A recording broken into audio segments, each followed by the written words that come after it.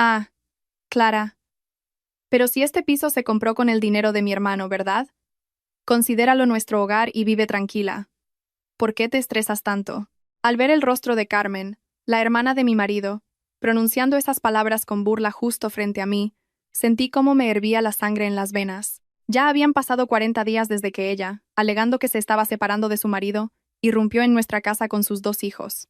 Carmen no había aportado ni un solo euro para los gastos, pero mangoneaba en nuestra casa como si fuera la suya propia. Mi marido, Alejandro, solo repetía como un loro: Mujer, no te pongas así, somos familia. Pero Carmen no sabía la verdad. No sabía que este piso de unos 80 metros cuadrados en el barrio de Chamberí lo había comprado yo con el dinero que mis padres me ayudaron a reunir antes de la boda y con los ahorros de mi sueldo, trabajando de sol a sol durante los últimos 10 años. Era mi propiedad privativa. Y tampoco sospechaba que todas sus actitudes hacia mí y hacia mi hijo habían sido meticulosamente grabadas en la grabadora de mi móvil. La vida cómoda y descarada de Carmen en nuestra casa estaba a punto de llegar a su fin. Si os interesa esta historia, por favor apoyad el canal suscribiéndoos y dándole a me gusta. Vuestro cálido apoyo me da mucha fuerza. La hermana de mi marido y sus hijos llevaban ya 40 días de visita, y ayer anunció que quería quedarse más tiempo. Mi marido estaba a punto de asentir. Pero en ese momento, nuestro hijo de 5 años pronunció unas palabras que dejaron a toda la familia helada. Me llamo Clara. Trabajo como contable en una empresa de equipos médicos en Madrid y vivo en un piso de 3 habitaciones con mi marido Alejandro y nuestro hijo de 5 años, Hugo. Esta casa es mi tesoro más preciado, adquirida con el dinero que ahorré céntimo a céntimo durante una década y una buena suma que me dieron mis padres antes de casarme. Jamás le eché esto en cara a mi marido ni le exigí que me estuviera agradecido. Simplemente creía que, al casarse, los cónyuges debían construir una familia juntos, y que bastaba convivir de forma honesta y decente el uno con el otro. Sin embargo, no sabía que las grietas en un matrimonio no solo las causan las infidelidades o los problemas de dinero. A veces, una familia puede desmoronarse por culpa de personas que, escudándose en la palabra familia, invaden descaradamente una casa ajena y se instalan en ella como si siempre les hubiera pertenecido. Carmen, la hermana de mi marido, es 4 años mayor que él. Hace poco inició los trámites de divorcio de su marido, que vive en Valladolid. Un día de finales de junio, Carmen apareció en la puerta de nuestra casa con sus 2 hijos, 3 maletas enormes y un montón de bolsas. Apenas Alejandro abrió la puerta, Carmen, como si el mundo entero la hubiera traicionado, rompió a llorar con voz ahogada. Alejandro, tu hermanita no tiene a dónde ir. Todavía recuerdo vívidamente cómo mi hijo Hugo, que estaba montando un Lego en el salón, se giró sorprendido hacia el llanto con cara de desconcierto. Alejandro se quedó paralizado unos segundos, y luego metió apresuradamente las maletas en casa. Vale, quédate una semana hasta que las cosas se calmen. Ya veremos qué hacemos. Yo estaba al lado y mirando a mis 2 sobrinos con ropa desaliñada y caras asustadas, no pude articular palabra. Como mujer, no podía dejar en la calle a una madre que se había ido de casa con sus hijos, por muy desagradable que me resultara la situación. Solo asentí en silencio y me juré a mí misma: sí, una semana no es tanto tiempo. El piso es grande, se puede aguantar, ceder un poco. Al principio de verdad quería ayudarla. Vacié mi pequeño despacho para que Carmen y los niños pudieran instalarse allí. Aparté mis cosas a un lado, puse sábanas limpias, e incluso preparé comida extra que les gustara a los niños. El primer día, Carmen me cogió de la mano con lágrimas en los ojos y me dijo: Gracias, Clara. Nos has salvado la vida. Si no fuera por ti, no sabría a dónde ir. Estaba desesperada. Yo respondí con una sonrisa: Carmen, no te preocupes. Lo importante es que descanses y te tranquilices. Hasta ese día sentía verdadera empatía por ella. Sin embargo, en este mundo no siempre ocurre que si muestras bondad, recibes la misma consideración a cambio. Una semana pasó volando, luego fueron 10 días, y después medio mes. La promesa de quedarse solo unos días se convirtió por inercia en la norma, y nadie volvió a mencionar una fecha de salida. Cuando yo volvía del trabajo, el salón estaba lleno de juguetes, la mesa del comedor siempre estaba llena de platos sucios, y en el sofá había ropa de niño tirada. Mis 2 sobrinos corrían por la casa gritando hasta altas horas de la noche. Hugo, acostumbrado a acostarse temprano, se despertaba cada noche por el ruido desde la llegada de Carmen y sus hijos, y, abrazando su almohada, venía a mi habitación lloriqueando: Mamá, hay mucho ruido y tengo miedo. Mi espacio personal había dejado de existir. Mi portátil y mis documentos habían sido relegados a una esquina de la mesa del comedor. Mi casa limpia y silenciosa Se había convertido en una especie de mercadillo bullicioso. Apreté los dientes y aguanté, diciéndome que Carmen estaba pasando por una situación difícil. Sin embargo, cuanto más tiempo se quedaba, más mostraba su verdadera naturaleza, dando todo por sentado. Ya no había palabras de agradecimiento por el cobijo. Y dejó de importarle mi estado de ánimo. Cada mañana dormía hasta tarde, observando tranquilamente cómo yo, mientras preparaba a Hugo para el colegio, hacía el desayuno para toda la familia. Las facturas de la luz y el agua se dispararon. La comida desaparecía de la nevera antes de que me diera tiempo a colocarla, pero Carmen no ofreció ni un solo billete de 20 euros para los gastos. Un día compré una leche ecológica especial para Hugo. Al volver a casa por la tarde, descubrí que medio cartón estaba vacío.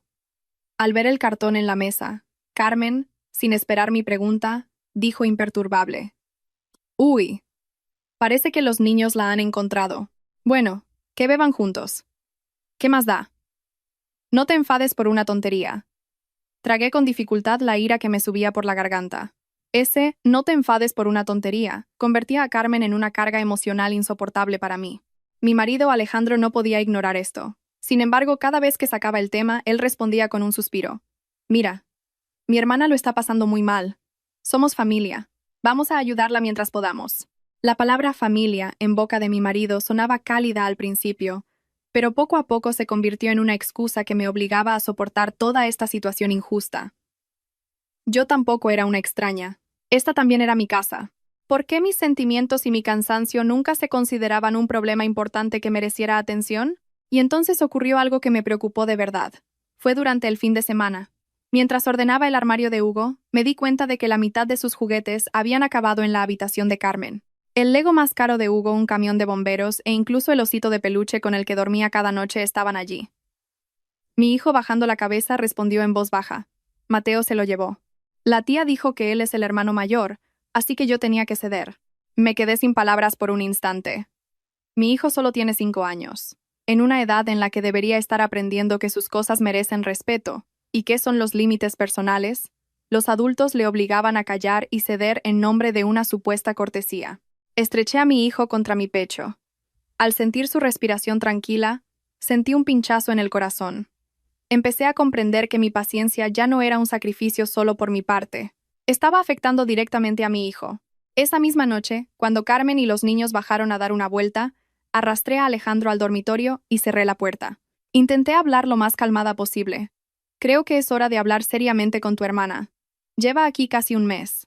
No podemos seguir viviendo así». Mi marido me miró con cara de cansancio, como si él fuera el que estaba en un aprieto. «¿No podrías aguantar un poco más? Ahora mismo no tiene dinero para alquilar un piso». Solté una risa seca. Por primera vez las palabras de mi marido me parecieron gélidas. «Si no tiene dinero para el alquiler, tenemos que encontrar una manera de ayudarla. Pero no puedes convertir nuestra casa en un hostal donde puede vivir el tiempo que le dé la gana. Vivo en mi propia casa, pero me siento como en un albergue». Mi marido guardó silencio. Ese silencio enfrió aún más mi corazón. Miré por la ventana. Las luces de Madrid se encendían. A lo lejos brillaban los bloques de pisos, pero en mi habitación solo se sentía una pesadez asfixiante. Tenía el presentimiento de que todo esto no terminaría en simples molestias menores, pero en ese momento ni me imaginaba que el primero en arrancar la máscara de esta hipócrita atmósfera de familia feliz sería mi propio hijo. En los días siguientes, sintiéndome agotada, empecé a contar los días. Al despertarme por la mañana, lo primero que escuchaba era a mis 2 sobrinos peleándose por el turno del baño.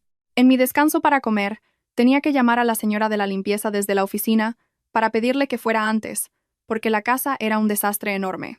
Por la noche, al volver del trabajo, veía una montaña de platos sucios en el fregadero y el suelo estaba pegajoso por el zumo y las migas de las galletas. Carmen seguía paseándose con esa particular expresión de lástima, como si con solo suspirar toda la familia estuviera obligada a comprenderla. Un día, volví del supermercado cargada de bolsas. Apenas me había quitado los zapatos, Carmen gritó desde la cocina: «Clara, ¿mañana puedes comprar más cereales y leche? Mateo tiene hambre por las noches últimamente». Me quedé de piedra. Carmen lo dijo con tanta naturalidad, como si yo tuviera la obligación de cuidar a sus hijos desde el principio. Dejé las bolsas en la mesa y dije con la voz más neutra posible: «Carmen, si necesitas algo, haz una lista. Le diré a Alejandro que lo compre mañana». Carmen se desconcertó por un momento, pero enseguida respondió con una sonrisa torcida: ¿Qué más da quien lo compre? Somos familia. Otra vez la palabra familia. Al escucharla sentí un vacío helado en el estómago. Pensándolo bien, cuando se requerían sacrificios, a mí siempre me llamaban familia.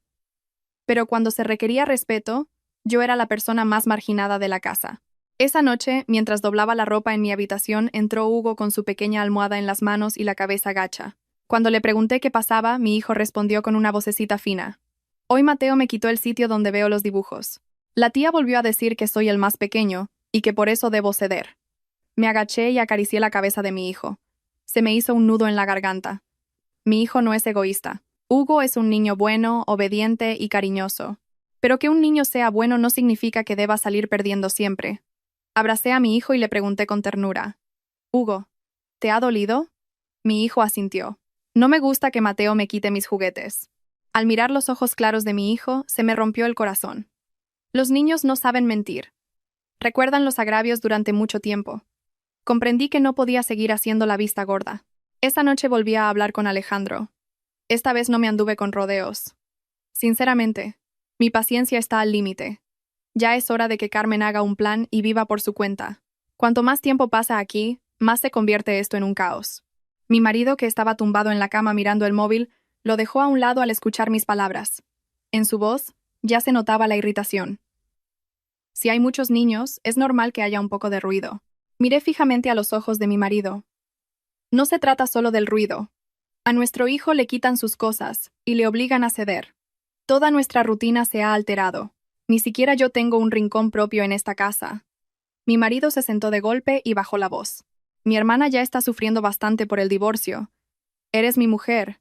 ¿No puedes ser un poco más generosa? Esas palabras fueron como una bofetada invisible. Tenía que ser generosa porque yo era su mujer y él era mi marido. Entonces, ¿por qué él no tenía que estar de mi lado?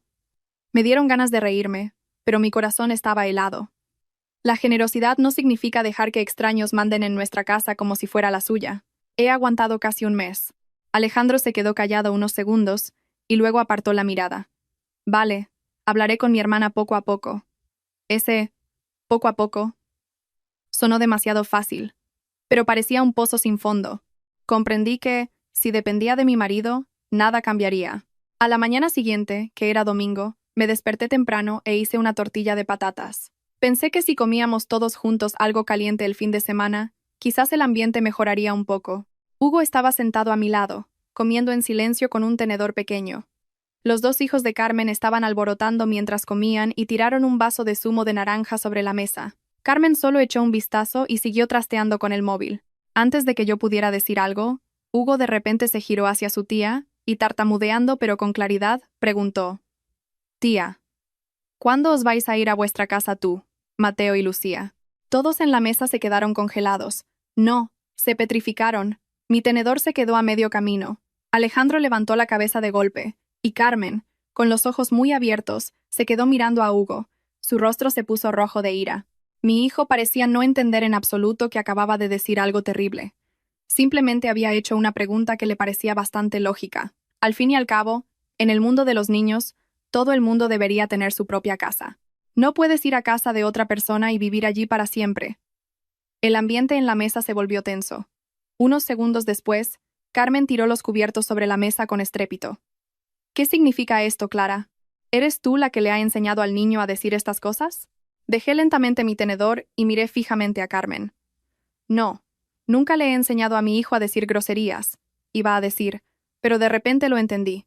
A veces, las palabras de un niño son más ciertas que 1000 palabras que los adultos intentan ocultar desesperadamente. Antes de que pudiera abrir la boca, intervino Alejandro.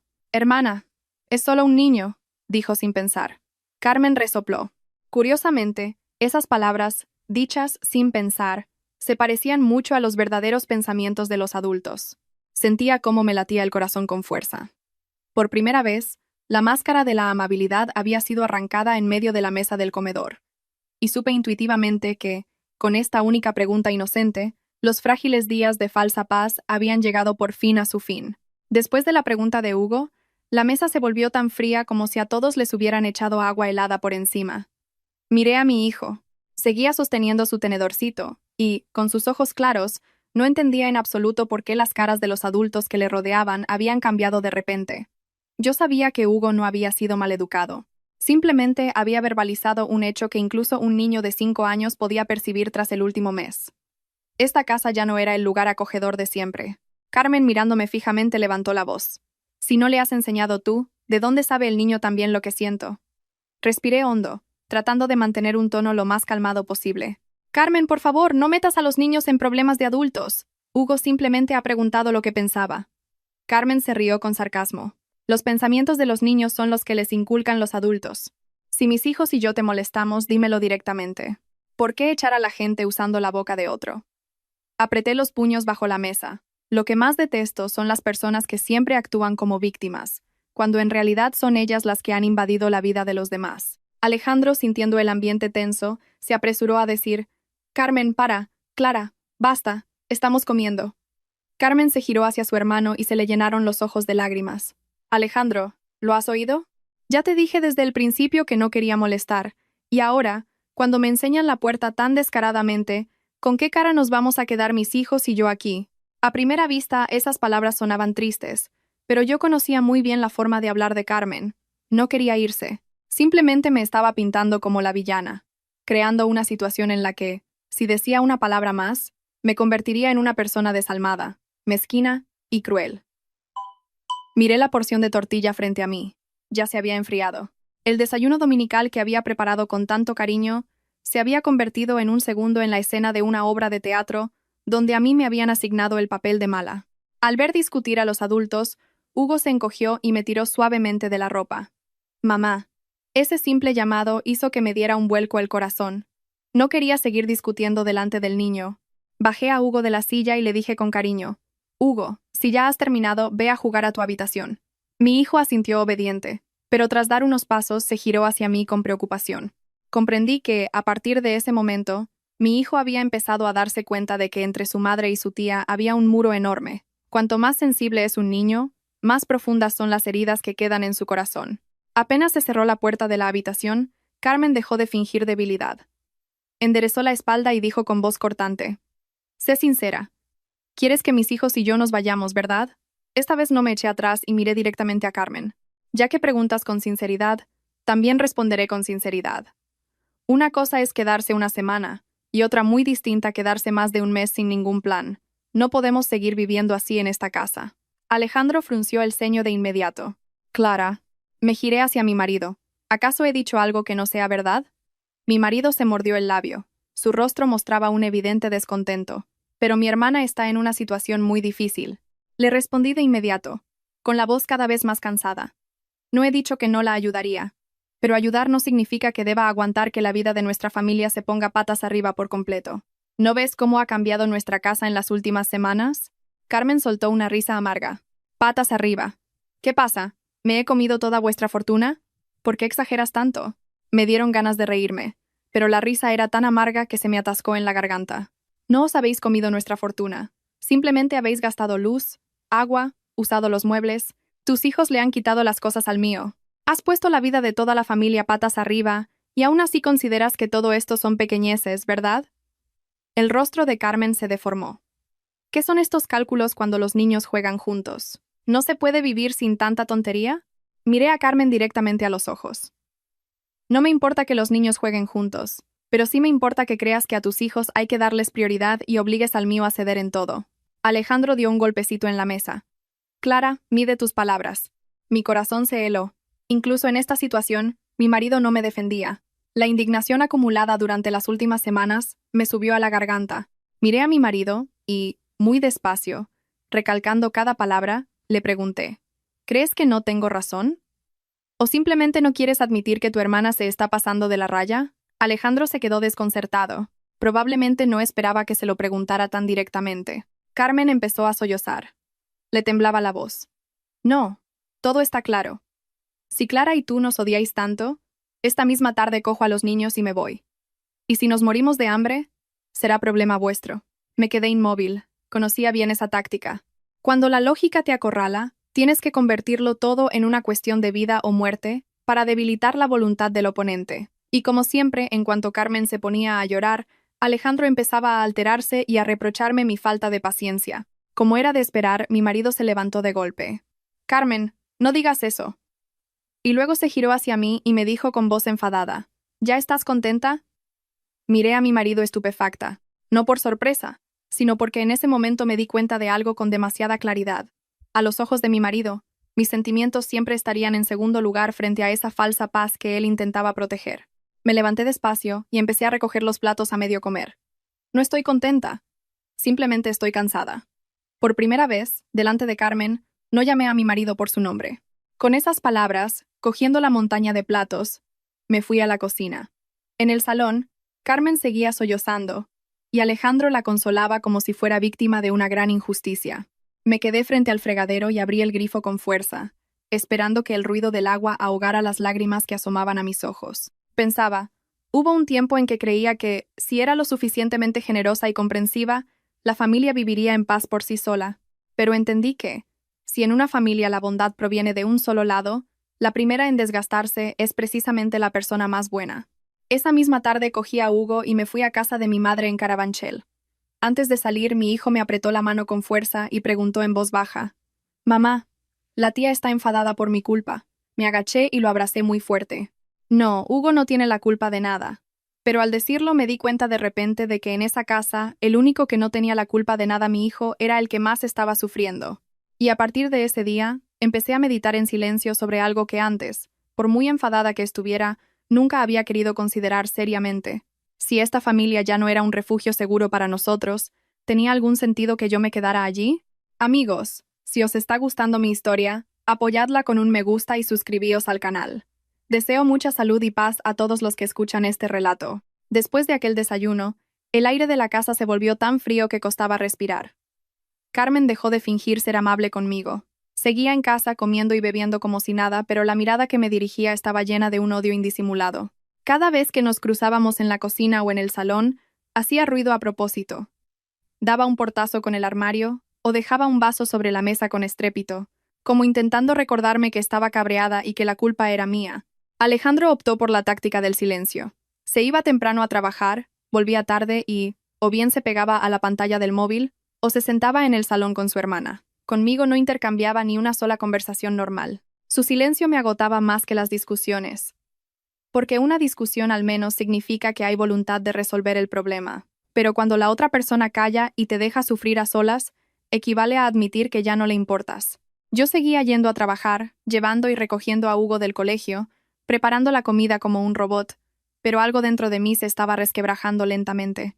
El martes por la noche, debido a los cierres contables de fin de mes, llegué a casa más tarde de lo habitual. Al abrir la puerta, vi enseguida los zapatos de Hugo tirados de cualquier manera en una esquina. Su mochila estaba en el suelo. Y en el salón, los dos hijos de Carmen estaban sentados en la alfombra comiéndose el paquete entero de galletas María que le había comprado ayer a Hugo. Antes de que me diera tiempo a llamar a mi hijo, Hugo salió corriendo de su habitación. Tenía los ojos rojos. «Mamá, Mateo cogió mis ceras y me ha roto dos». Me quedé paralizada por un segundo. La rabia me subió por la garganta. Me acerqué, cogí la caja de colores y miré dentro. Varias ceras estaban partidas y la tapa estaba toda manchada. Me giré hacia mi sobrino Mateo y le pregunté: «¿Quién te ha dado permiso para tocar las cosas de los demás?». El niño estaba a punto de contestar cuando Carmen salió de la cocina y dijo con fastidio: «Los niños juegan juntos. Esas cosas pasan. ¿Por qué te pones tan nerviosa?». Miré a Carmen. Esta vez no me contuve. Si juegan juntos, primero tienen que pedir permiso. Las cosas de mi hijo no son algo que cualquiera pueda coger sin preguntar. Carmen torció el gesto. «¿Qué tacaña te estás volviendo? Montar este escándalo por una caja de plastidecores». Al escuchar esas palabras, sentí que la sangre me hervía, pero lo que más me dolió no fue la acusación, sino que Hugo estaba de pie detrás de mí, escuchándolo todo. Si volvía a quedarme callada, mi hijo aprendería que sus cosas, sus sentimientos y su autoestima podían ser pisoteados por otros simplemente porque su madre no le defendía. Me giré y llamé a mi hijo. «Hugo, coge la mochila, vámonos a la habitación». Mi hijo me siguió obedientemente. Lo cogí de la mano y pasé por delante del salón. En ese momento, se abrió la puerta y entró Alejandro. Mientras se quitaba los zapatos, preguntó: «¿Qué ha pasado?». Carmen se adelantó de inmediato levantando la voz. «Nada en especial. Solo que a tu mujer le importa más una caja de colores que la paz familiar. Por eso les grita a los niños. Me detuve en mitad del pasillo y me giré hacia mi marido. Pregúntale a tu hijo directamente cuántas cosas le han quitado en las últimas semanas. Alejandro frunció el ceño. En su cara ya estaba escrito que su paciencia se estaba acabando. Clara, por favor, no hagas una montaña de un grano de arena. Miré a mi marido con los dientes apretados y le dije, ¿desde cuándo se ha convertido en una minucia para ti que invadan el espacio personal de tu hijo una y otra vez? Mi marido guardó silencio. Ese silencio siempre era como un cuchillo sin filo. No te corta de inmediato, pero si te rasga muchas veces, te deja un dolor sordo en el corazón. Esa noche, tras acostar a Hugo, me quedé sola en la terraza. El viento de Madrid era fresco, pero mi cabeza era un lío monumental. Recordé cuando nos casamos. Alejandro me había cogido de la mano exactamente en este mismo balcón y, riendo, me había dicho, pase lo que pase, nunca te haré llorar. Entonces creí sinceramente en esas palabras. Precisamente porque creía en esas palabras, acepté gustosamente muchas diferencias e intenté mantener la paz en la familia. Pero me di cuenta de que las promesas de un hombre, frente a sus parientes de sangre, a veces pesan menos que un suspiro.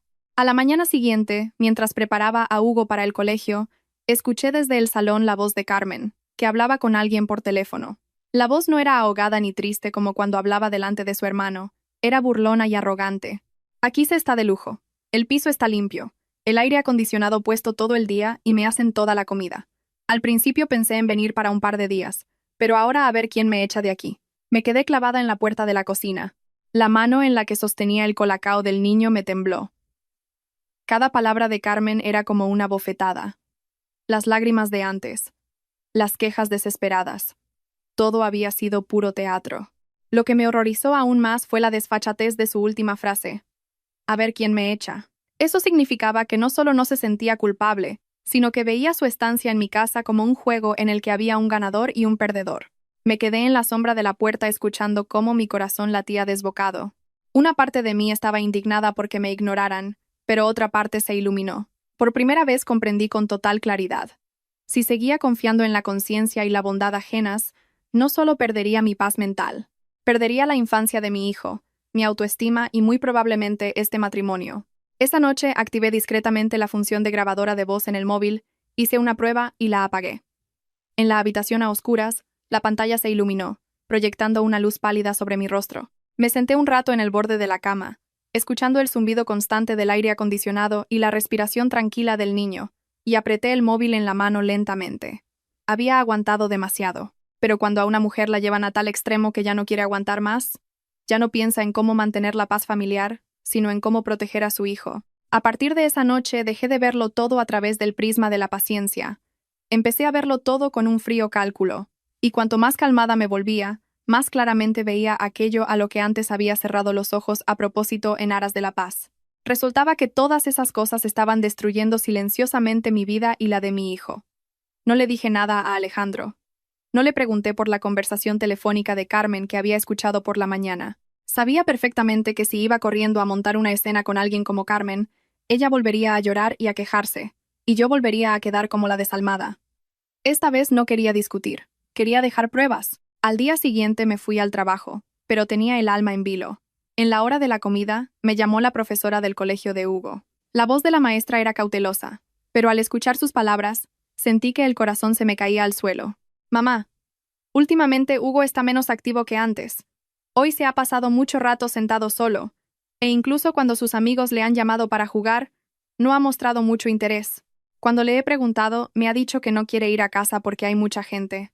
Apreté el teléfono, sintiendo cómo se me helaban las puntas de los dedos. Un niño de 5 años había empezado a tenerle miedo a su propia casa. Le di las gracias a la maestra, colgué y me quedé un rato aturdida frente a la pantalla del ordenador.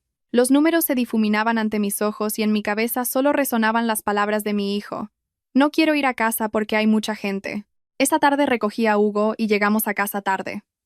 Al entrar en el recibidor, mi hijo vio cómo Mateo y Lucía habían esparcido su Lego por el suelo y se quedó petrificado. Hugo se giró hacia mí y sin decir nada me apretó la mano un poco más fuerte.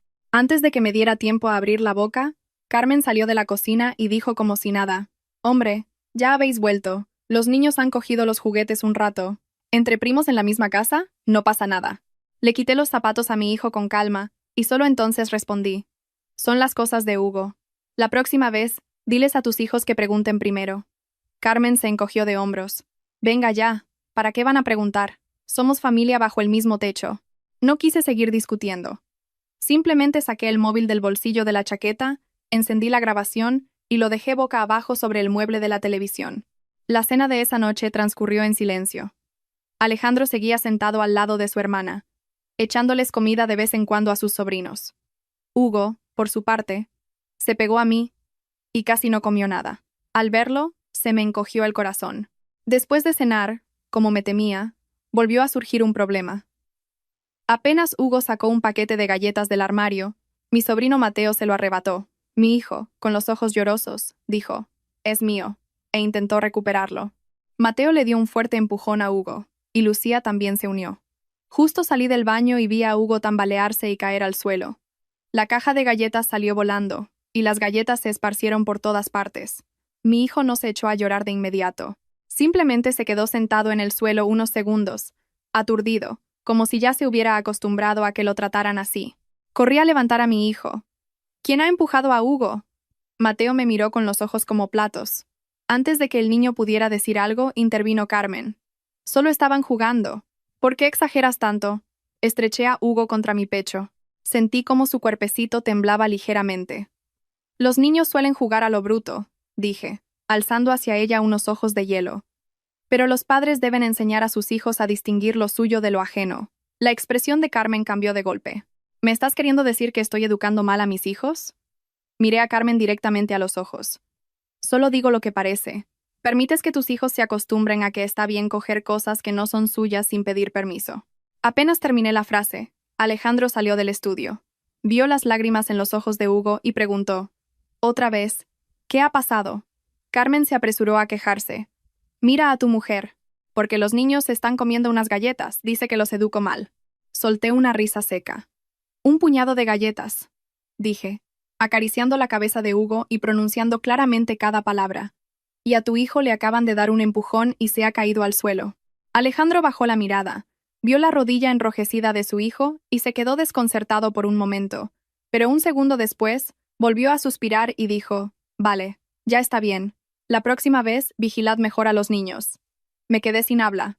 Ni disculpas, ni reprimendas, ni una sola palabra en defensa del niño. Solo un, «Ya está bien, y vigiladlos mejor». De pronto me di cuenta de que si este padre seguía adoptando una actitud tan pasiva, la única que podría proteger a Hugo era yo. Por la noche, tras acostar al niño, saqué el móvil y apagué la grabación. La voz de Carmen justificándose y la actitud evasiva de Alejandro. Todo había quedado claramente registrado. Escuché la grabación en la oscuridad y sentí cómo se me helaba el corazón. Al distanciarme de las emociones, por fin vi la verdad con total claridad. Ya no era la esposa que espera a que su marido la comprenda. Ya no era la madre que lo aguanta todo por la paz familiar. Abrí la aplicación de notas del móvil y empecé a anotar los acontecimientos del último mes, uno por uno. ¿Cuándo pasó? ¿Qué? ¿Quién dijo? ¿Qué? ¿Cómo ofendieron a Hugo? Lo anoté todo con mucho detalle, despacio, como si estuviera recomponiendo los cristales rotos de mi vida para formar una imagen clara. Y cuanto más escribía, más clara se volvía una idea en mi cabeza. Tal vez no solo tuviera que echar a una persona de casa, sino prepararme para lo peor. Un matrimonio con un marido que no sabe proteger a su mujer y a su hijo. ¿Valía la pena continuarlo? Aquella noche, al escuchar la grabación, casi no dormí. Tumbada junto a Hugo y escuchando su respiración regular, repasaba en mi cabeza una maraña de pensamientos. Tal vez estaba demasiado nerviosa. Quizás me precipitaba al pensar en el divorcio por simples roces de convivencia. Esos pensamientos también me asaltaban. Pero cuando veía el leve rasguño en la rodilla de mi hijo, o recordaba cómo se escondía detrás de mí cada vez que entrábamos al recibidor, todas mis dudas se desvanecían. Los adultos podemos aguantar. Los adultos podemos engañarnos a nosotros mismos con palabras como, «Pronto, todo se arreglará». Pero los niños no saben mentir. Si un niño empieza a tenerle miedo a su propia casa, eso ya no es un problema menor. A la mañana siguiente pedí la mañana libre en el trabajo. Después de dejar a Hugo en el colegio, no fui a casa, sino a ver a mi madre a Carabanchel. Mi madre vive sola en una casa baja y antigua con un patio interior. Desde que murió mi padre, mi madre llevaba una vida modesta.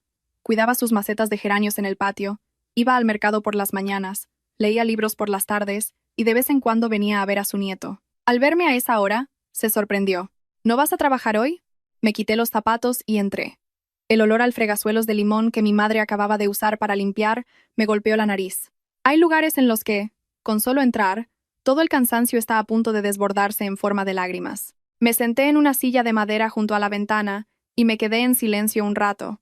Luego, se lo conté todo. Cómo Carmen y los niños habían llegado y se habían instalado. Cómo la casa se había convertido en un caos. Cómo a Hugo le quitaban sus cosas y le obligaban a ceder. El silencio de Alejandro y su defensa ciega a su hermana. Hablé muy despacio. Cuanto más hablaba, más se me cerraba la garganta. Mi madre escuchó en silencio, sin interrumpirme ni una sola vez. Cuando terminé, suspiró muy suavemente. Ya sabía que lo estabas pasando mal. Solo esperaba a que me lo contaras tú misma. Bajé la cabeza. Se me encogió el corazón de dolor. Pensaba que si aguantaba un poco más, todo se arreglaría. Mi madre me miró. En sus ojos se mezclaban la compasión y la tristeza. Hija, una cosa es aguantar para salvar a la familia, y otra muy distinta permitir que los demás te pisoteen. Se pueden aguantar muchas cosas, pero cuando le hacen daño a tu hijo, no puedes dudar en absoluto. Levanté la cabeza y miré a mi madre. Las arrugas de sus manos se veían más marcadas, pero su voz era tan firme como cuando yo era pequeña. De repente tuve ganas de permitirme ser débil frente a mi madre. No solo mostrarme fuerte como esposa comprensiva y madre fría y calculadora, sino ser, por una vez, una hija vulnerable. Si nos divorciamos de verdad, Hugo lo pasará muy mal. Eso es lo que más miedo me da. Mi madre puso su mano sobre la mía. Ya lo está pasando mal viviendo en un matrimonio así. Esas palabras me dejaron sin habla. Sí, me preocupaba tanto que mi hijo creciera sin padre que había olvidado algo. Un padre que está presente, pero que no sabe proteger a su hijo. A veces crea un vacío aún mayor. Después de pasar casi una hora en casa de mi madre, sentí que me quitaba un peso de encima. Antes de irme, mi madre abrió un cajón y sacó un sobre viejo con documentos. Aquí guardé una copia de las escrituras de tu piso. Y he sacado todo el dinero de la cuenta de ahorros que abría tu nombre hace años. No te lo doy para que te divorcies. Pero una mujer siempre debe tener una vía de escape. Cogí el sobre y sentí que se me saltaban las lágrimas. Cuando me casé, mi madre me puso disimuladamente una buena suma de dinero en las manos y me dijo que lo usara para amueblar nuestro pequeño nido. Yo pensaba que había encontrado a un buen marido y que no necesitaría ninguna vía de escape. Solo hoy comprendí por qué todas las madres preparan con tanta previsión este salvavidas para sus hijas. Llegué al piso hacia el mediodía. Al abrir la puerta, oí unas risas alegres desde el interior. Carmen estaba sentada en el salón hablando por videollamada con alguien. Tenía en las manos un vaso de batido que yo había pedido por la mañana, pero que aún no me había dado tiempo a beber. Al verme, titubeó un instante, pero luego le dio un sorbo como si nada. «Ah, ya estás aquí. Pensé que habías comprado esto para todos. Así que me lo he tomado yo primero». Me quedé inmóvil durante unos segundos. Antes, probablemente habría hecho una broma para restarle importancia, pero ahora cada pequeño detalle como este era para mí como una espina clavada. Una espina que me recordaba hasta qué punto mi paciencia había exacerbado el descaro ajeno. Caminé directamente hacia la mesa y solté mi bolso con los documentos.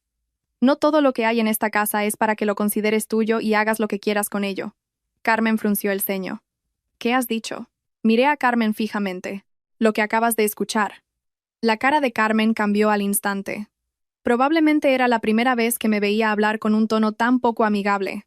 En ese momento, Alejandro salió de la habitación. Al ver nuestras expresiones, frunció el ceño. ¿Otra vez pasa algo? Carmen se adelantó. Mira a tu mujer. Me he bebido un refresco sin querer y me habla como si fuera una ladrona. Me entraron ganas de reír con una carcajada tan desconocida y amarga. Sí, se beben mis cosas sin querer. Las usan sin querer. Se las llevan sin querer. Se quedan sin querer. Sí, en vuestras bocas todo se convierte en una nimiedad. Alejandro me miró y frunció el ceño. Clara, ¿qué tono es ese? Me giré hacia mi marido. El tono de alguien a quien se le ha agotado la paciencia. Mi marido quiso añadir algo más, pero no le dejé articular palabra. Esta misma tarde te llevas a tu hermana a buscarle un piso. Te lo digo por última vez. No podemos seguir viviendo así en esta casa. Se hizo el silencio en el salón. Carmen me miró fijamente. Se le puso la cara roja. ¿De verdad me estás echando? Sí, respondí con voz glacial. Te estoy echando de mi casa, parásita. Alejandro se acercó, me agarró de la muñeca y bajó la voz. Oye, Tranquilízate. Me solté de un tirón. Soy yo la que ha estado tranquilizándose durante más de un mes.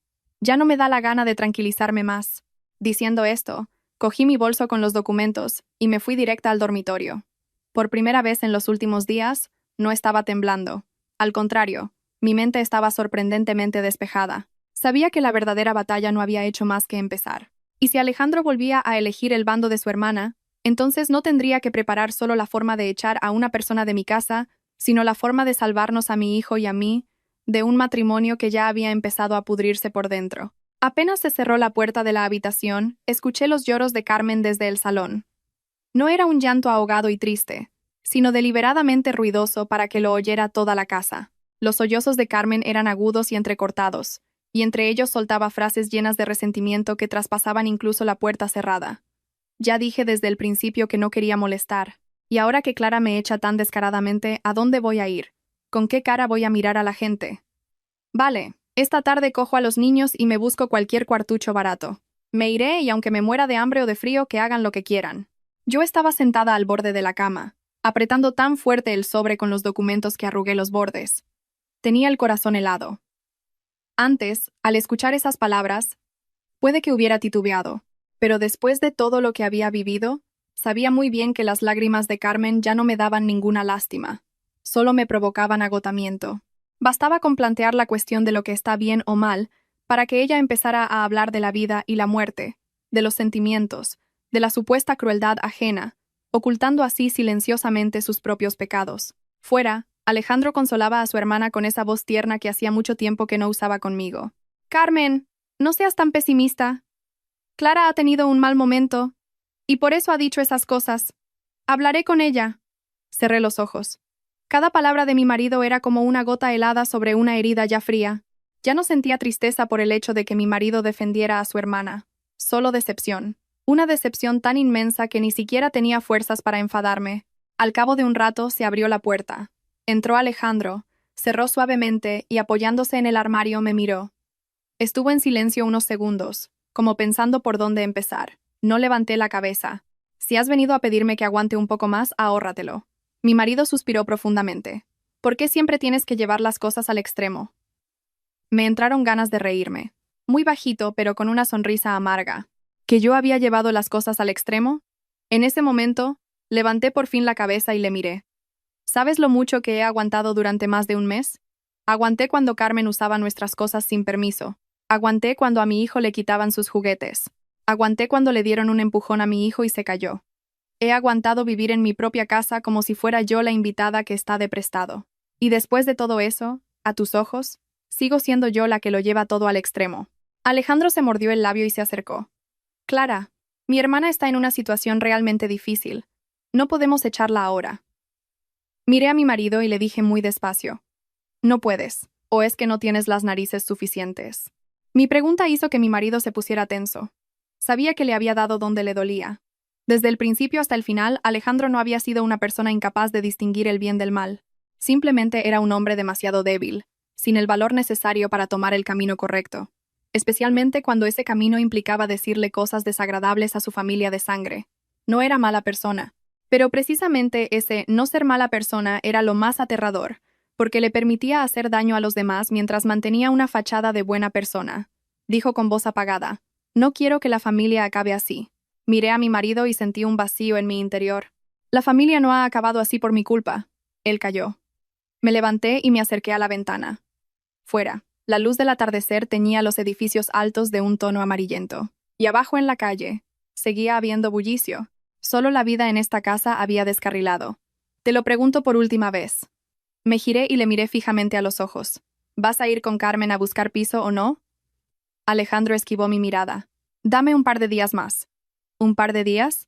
Repliqué de inmediato. Mi marido se apresuró a añadir. Hasta que mi hermana se calme un poco. Asentí de forma casi imperceptible.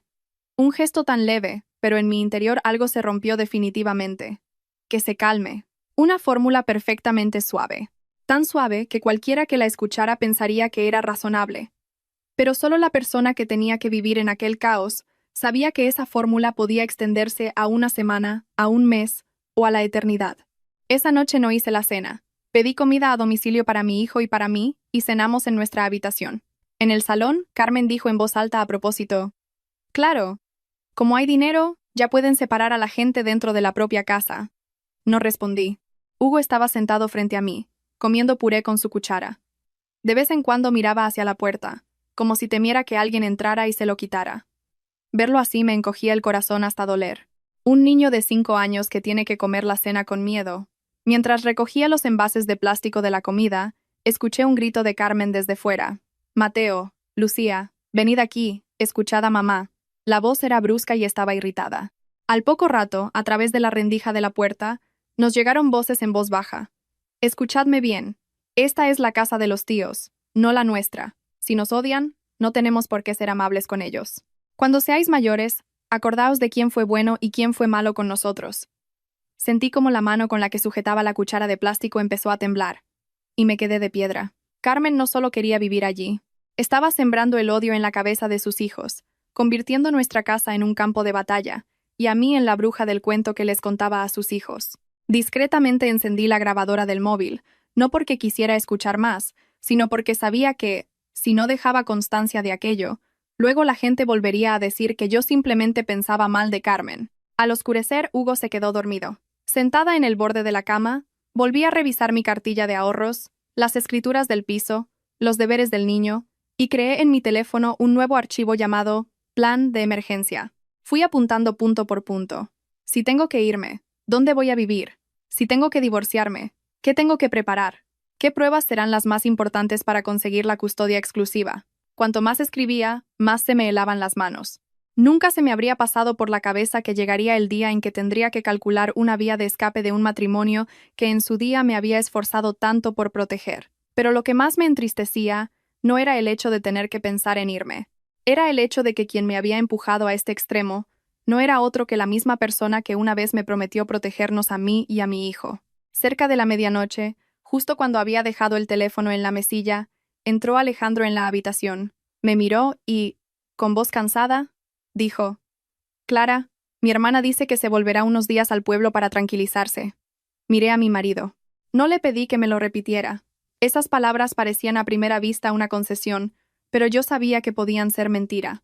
Y, tal como esperaba, a la mañana siguiente, Carmen estaba sentada en el salón pelando una manzana y viendo una serie de televisión como si nada, como si ayer no hubiera dicho que se iba a ir. En ese momento lo entendí todo. Carmen no solo estaba poniendo a prueba mi paciencia, también estaba poniendo a prueba la indecisión de su hermano. Y hasta ahora, la ganadora era ella. Pero también entendí otra cosa.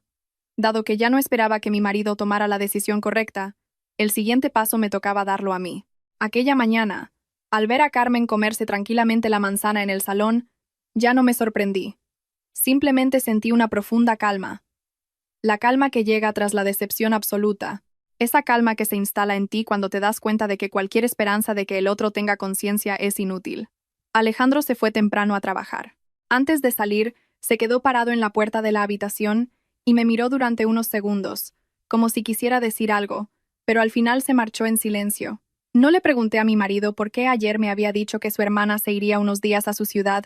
Después de dejar a Hugo en el colegio, pedí el día libre en el trabajo. No porque me hubiera rendido, sino porque sabía que, para recuperar mi vida, no bastaba con enfadarse. Había que pasar a la acción. Lo primero que hice fue ir al banco. Al principio, la cuenta familiar la gestionaba principalmente yo, pero antes pensaba que en un matrimonio no debía haber cálculos demasiado estrictos, así que dejaba que Alejandro usara la tarjeta familiar libremente. Hoy, sentada en la sucursal del banco en Madrid, escuchando a la empleada preguntarme qué cambios quería hacer, sentía que tenía una losa sobre el pecho. Hacía tan solo un mes creía que mi familia simplemente estaba pasando por un bache. Ahora, como alguien que aprende a nadar cuando el agua ya le llega al cuello, empezaba a aprender a protegerme. Bloqueé el límite de la tarjeta conjunta, dejando solo la cantidad para los gastos básicos, y transferí el resto del dinero a mi cuenta de ahorros personal. No lo hice para vengarme. Sabía muy bien que, cuando las cosas empiezan a torcerse, el dinero siempre se convierte en el primer instrumento de presión. Y no iba a permitir que los frutos de años de trabajo se utilizaran para prolongar el absurdo en esa casa. Al salir del banco, me quedé un rato sentada en el coche y luego arranqué el motor. Fuera, el sol de julio madrileño pegaba con fuerza. Los coches se amontonaban en los cruces congestionados, De repente pensé en lo raro que es el mundo. Fuera, todos van con prisas, como si al esforzarse por vivir, todo fuera a ir bien. Pero en cada familia hay grietas silenciosas cuyo dolor solo conocen los que viven allí. Llegué a casa sobre el mediodía y al abrir la puerta, escuché inmediatamente la voz indignada de Carmen desde la cocina. ¿Por qué la tarjeta dice que he excedido el límite? Entré y tiré el bolso en el sofá. Carmen, con el móvil en la mano, se giró bruscamente y me miró. Clara, ¿has sido tú la que ha bloqueado la tarjeta de Alejandro? Miré fijamente a Carmen durante unos segundos y luego respondí. He ajustado un poco los gastos familiares. Carmen frunció el ceño. ¿Qué ajustes ni qué niño muerto? No he podido pagar la compra en el Mercadona esta mañana. Me quité lentamente el reloj y con una voz gélida y serena dije, a partir de ahora, yo me encargaré de hacer las compras necesarias para la casa. Si necesitas algo más, pídeselo a Alejandro.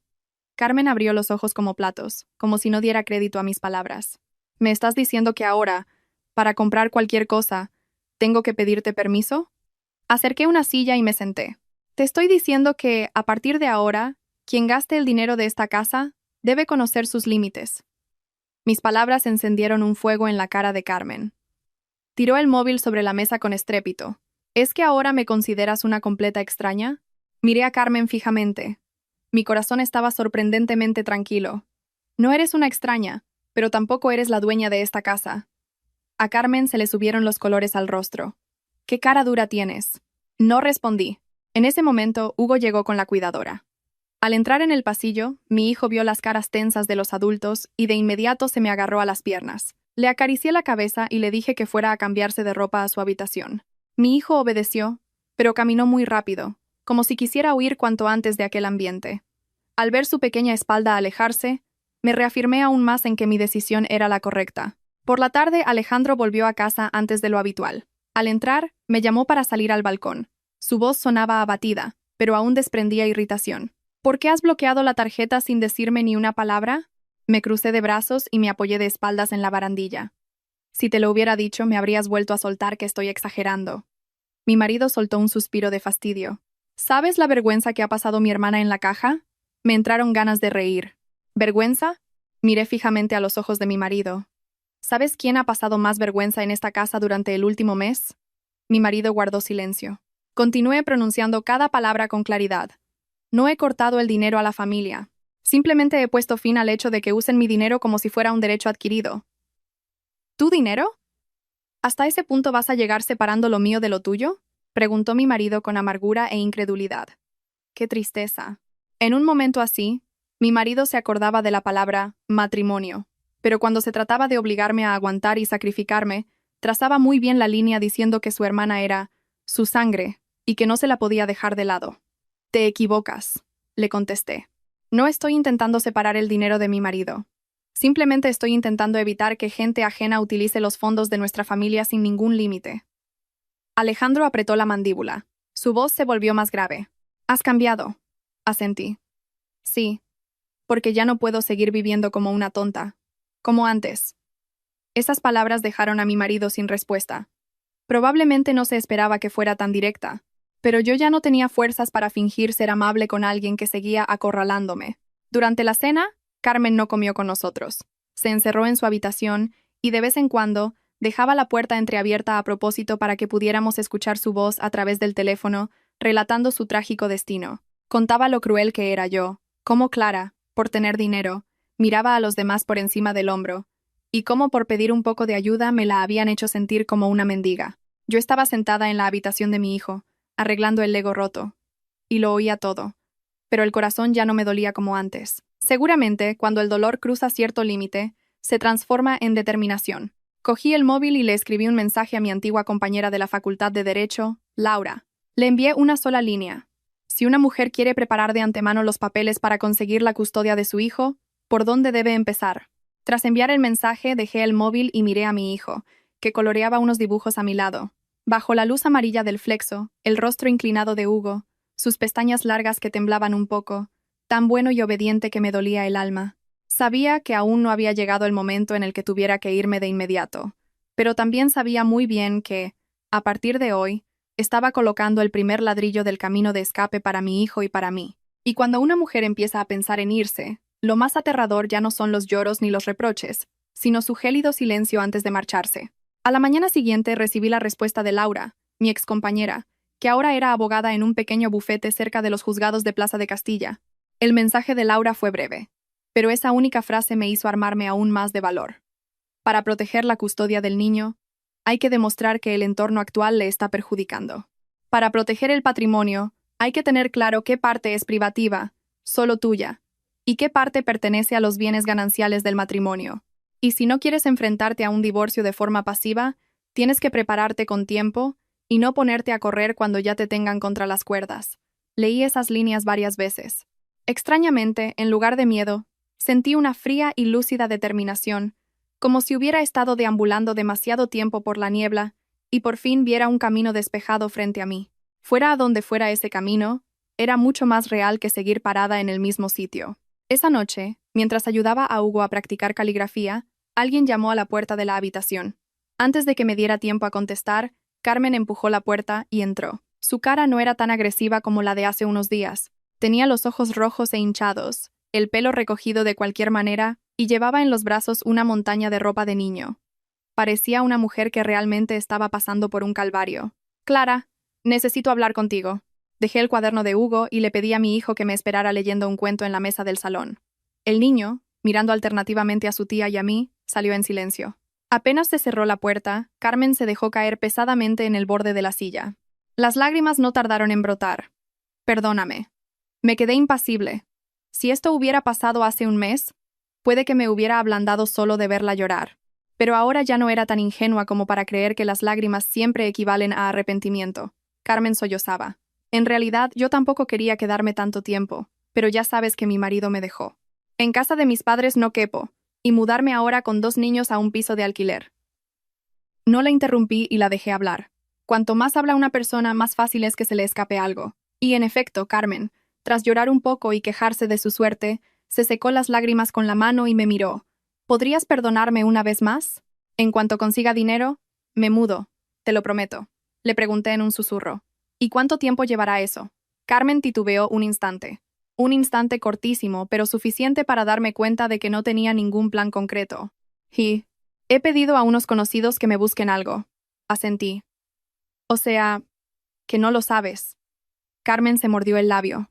Le temblaba la voz.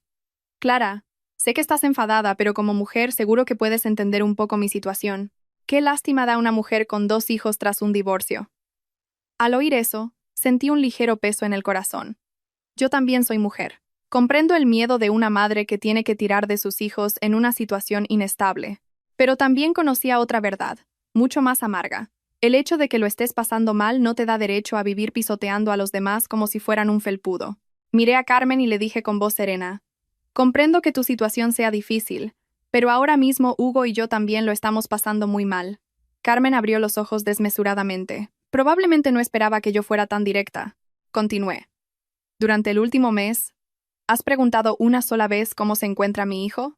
¿Te ha importado que el niño tenga miedo de volver a su propia casa? ¿Has pensado en cómo me sentía yo cada vez que tus hijos le quitaban las cosas a Hugo o cada vez que decías que esta casa era como la tuya propia?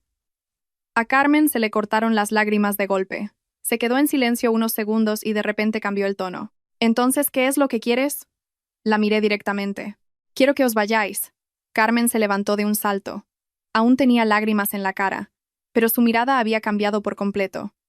Ya no había rastro de debilidad, solo furia y orgullo herido. «¡Qué mala eres!». Me entraron ganas de reír secamente. ¡Qué ironía! Me di cuenta de que, cuando la gente no consigue lo que quiere a base de lágrimas, recurre inmediatamente al arma de la acusación. «No», le respondí despacio. «Simplemente estoy protegiendo a mi hijo». Carmen resopló. «Ya veremos. Cuando seas tú la que esté en la calle con el agua al cuello, a ver quién te ayuda». Al oír esas palabras, un escalofrío me recorrió la espalda. Una maldición soltada a la ligera, producto del rencor, por alguien que hacía apenas unos minutos me suplicaba piedad entre lágrimas. En ese preciso instante, la puerta de la habitación se abrió bruscamente. Entró Alejandro. Supongo que había escuchado parte de la conversación. Miró a Carmen y luego a mí. Su rostro se oscureció. «¿Qué le has vuelto a hacer a mi hermana?» Miré a mi marido, y de repente sentí un cansancio tan abrumador que no tenía fuerzas ni para dar explicaciones. «Créete lo que hayas escuchado». Carmen no perdió el tiempo y volvió a sollozar.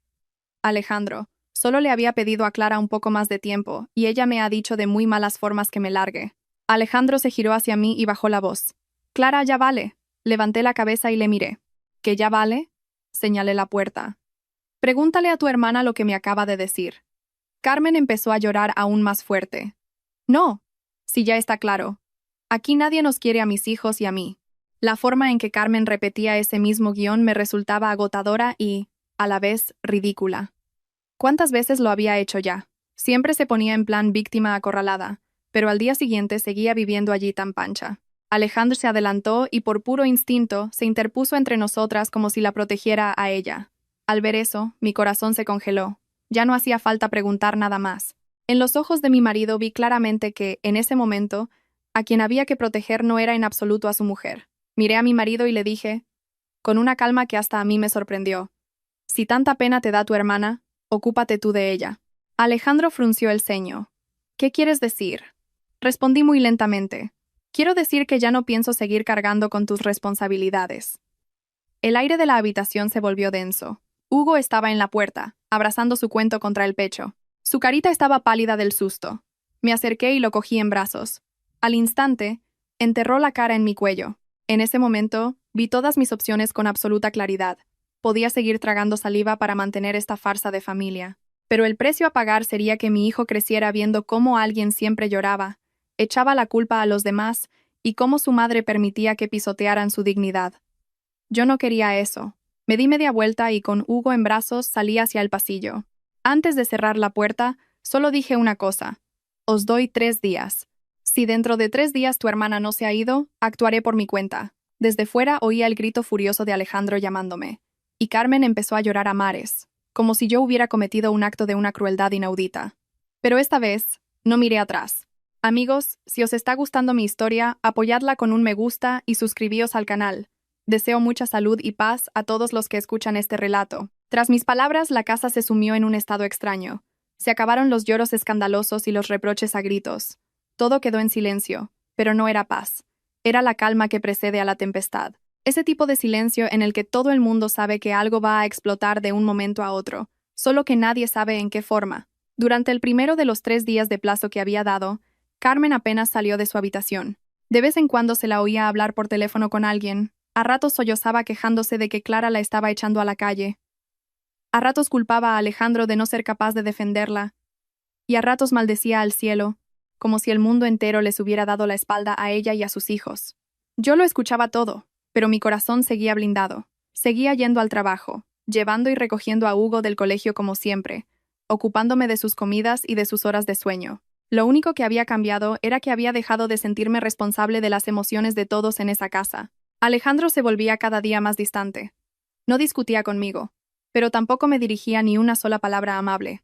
Por las mañanas, al salir a trabajar, solo se despedía de su hijo.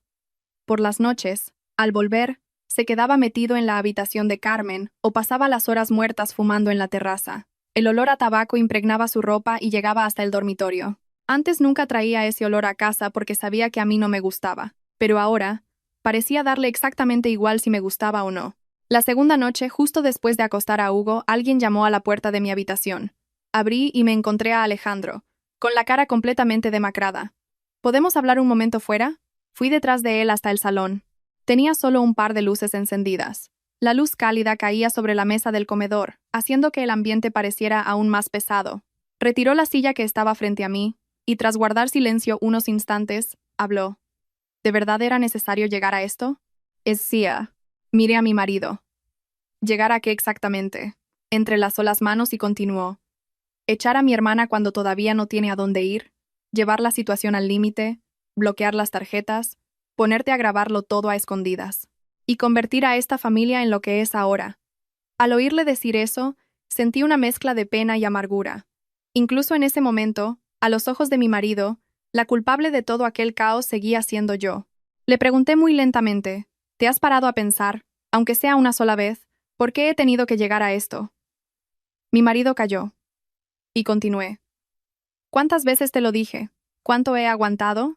¿Cuántas oportunidades le di a Carmen? ¿O en tu cabeza todo estaría bien si yo, simplemente, siguiera tragando? Mi tono de voz no era alto, pero esa tranquilidad pareció desconcertar a Alejandro mucho más que si le hubiera gritado. Agachó la cabeza y empezó a toquetear el borde del mantel de la mesa hasta arrugarlo. Yo solo quería salvar a mi familia. Miré al hombre que tenía enfrente y sentí una profunda aversión hacia aquel matrimonio. ¿Qué es lo que estás salvando?, le pregunté. ¿Estás salvando a tu mujer y a tu hijo? ¿O te estás salvando a ti mismo para quedar como el bueno delante de todo el mundo? De pronto, Alejandro levantó la vista de golpe. Sabía que había tocado el nervio. Alejandro siempre quería quedar bien con su hermana, con su esposa, con su hijo, con todo Cristo. Pero, ¿acaso el mundo te permite mantenerte neutral eternamente? A veces, la propia inacción se convierte en una elección, y el precio de esa inacción suele pagarlo la persona que tienes más cerca, respondió con voz ahogada. Es muy cruel que me digas eso. Solté una risita seca. ¿Es tan cruel como lo que siente tu hijo? ¿Que tiene que esconderse detrás de mis piernas cada vez que escucha gritar a su tía? ¿Es tan cruel como lo que siento yo? ¿Que tengo que encender la grabadora en mi propia casa para poder protegerme? ¿O tan cruel como que un crío de 5 años le diga a su profesora en el colegio que no quiere ir a su casa? Alejandro se quedó de piedra. Por primera vez, le cambió la cara de verdad. ¿Hugo ha dicho eso? Informensed. No le contesté de inmediato. Simplemente le sostuve la mirada. Al cabo de un rato, asentí de forma casi imperceptible. Sí, eso dijo. Mi respuesta pareció dejar a mi marido sin una gota de fuerza. Clavó la mirada en el suelo y se quedó inmóvil un buen rato. Yo también callé. Ya no me interesaba ganar o perder. Lo único que quería era que mi marido, aunque fuera demasiado tarde, se enfrentara a las consecuencias. Pasó un tiempo hasta que volvió a hablar. Su voz sonaba completamente rota. Mañana. Mañana llevaré a mi hermana a buscar un piso. Miré a mi marido. No sentí ninguna alegría ni el alivio que cabría esperar, solo un agotamiento absoluto. Eso ya me lo habías dicho. Alejandro apretó los dientes. Esta vez va en serio. Asentí. Entendido. Cuando me levanté para ir a mi cuarto, me llamó. Me di la vuelta. Mi marido me miraba con los ojos enrojecidos, inyectados en sangre. Parecía querer decir 1000 cosas, pero al final solo me hizo una pregunta en voz baja. Si mi hermana se va, ¿podrás hacer como si nada de esto hubiera pasado? Me quedé quieta un par de segundos. Esa pregunta llegaba demasiado tarde, tan tarde que dolía más que en medio de una discusión. Mi marido aún creía que el único problema era si su hermana estaba en casa o no. En realidad, lo que se había hecho pedazos hacía mucho tiempo era mi confianza en él. Respondí casi en un susurro. Que tu hermana se vaya es solo recoger los escombros. No sé si seré capaz de recuperar lo que sentía por este matrimonio. Dicho eso, volví a mi habitación. Esa noche no dormí. Me quedé tumbada junto a Hugo, escuchando el suave rumor del aire fresco que entraba por el balcón. En mi cabeza no dejaba de repetirse la mirada que tenía Alejandro cuando me hizo esa pregunta. Seguramente había empezado a sentir miedo, pero ese miedo llegaba justo después de que yo hubiera tragado demasiadas decepciones. Al tercer día, por la mañana, me desperté antes de lo normal. Al salir al salón, vi inmediatamente unas maletas plantadas en medio de la casa. Carmen estaba de pie junto al sofá. Tenía los ojos rojos e hinchados. Sus 2 hijos estaban sentados a su lado, encogidos. Alejandro estaba cerca de la puerta, con la cara pálida y cansada. Nadie decía ni una palabra. El aire pesaba como el plomo. Miré las 3 maletas y sentí algo indescriptible en el pecho. Ni satisfacción ni sensación de victoria. Solo pensé que las cosas, por fin, habían llegado al punto a donde tenían que haber llegado hacía muchísimo tiempo. Pero justo en el momento en que creí que aquel circo estaba a punto de terminar, Carmen se giró bruscamente hacia mí. Le temblaba la barbilla y de repente se tiró de rodillas al suelo. Clara, por favor, déjame quedarme unos días más. Y en ese momento me di cuenta de que aquellos últimos 3 días no habían sido el final, y que probablemente la mayor de las explosiones estaba a punto de desencadenarse. En el instante en que Carmen cayó de rodillas, el aire en la casa pareció solidificarse. Los 2 niños, sentados junto a las maletas, miraron a su madre con los ojos como platos. Alejandro también se quedó de piedra, y yo, de pie en mitad del salón, sentí que ya no me quedaba ni una pizca de la compasión de antes. Si un extraño presenciara la escena, seguramente pensaría que yo era una mujer despiadada.